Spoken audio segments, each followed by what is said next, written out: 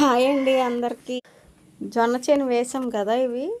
ఇప్పుడుకైతే ఇదండి ఇంత మనిషికి అందినంత హైట్గా అయితే వచ్చాయి.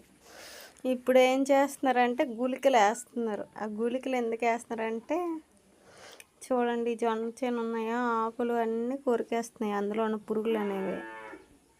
ఆ పురుగులు ఇంకా కొత్తగా వచ్చే ఎన్న వదులుతుంది కదా, ఆ ఎన్న అనేది పాడవకుండా తినకుండా ఉండడం కోసమని ఇప్పుడు పురుగులకి మందే అన్నమాట ఇది. గుళికలు వేయడం వల్ల పురుగులు అనేవి వాసన తట్టుకోలేక చచ్చిపోతాయంట.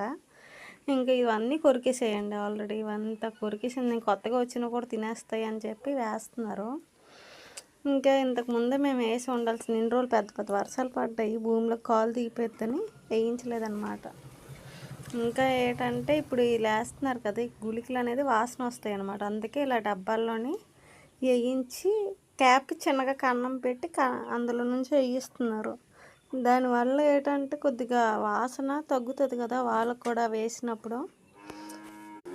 ఆ వాసన తగ్గి ఇంకొద్దిగా ఇంతసేపు వేసేసి చేతికి వాసన పడుతుంది కదా గుళికలు, ఆ వాసన చేతికి పట్టకుండా ఉంటుందని చెప్పి ఇలాగ డబ్బాల్లో వేసారనమాట. ఈ డబ్బాల్లో వేసేయడం వల్ల వాళ్ళకి ఎఫెక్ట్ ఉండదు కదా, ఎంతో కొంత కొద్దిగా సేఫ్గా ఉంటాం. అందుకని చెప్పి ఇలా డబ్బాల్లో వేసారండి. ఇవి ఐడియా మీకు నచ్చిందా? ఈ వీడియో కానీ మీకు నచ్చితే లైక్ చేసి సబ్స్క్రైబ్ చేసుకోండి. Thank you.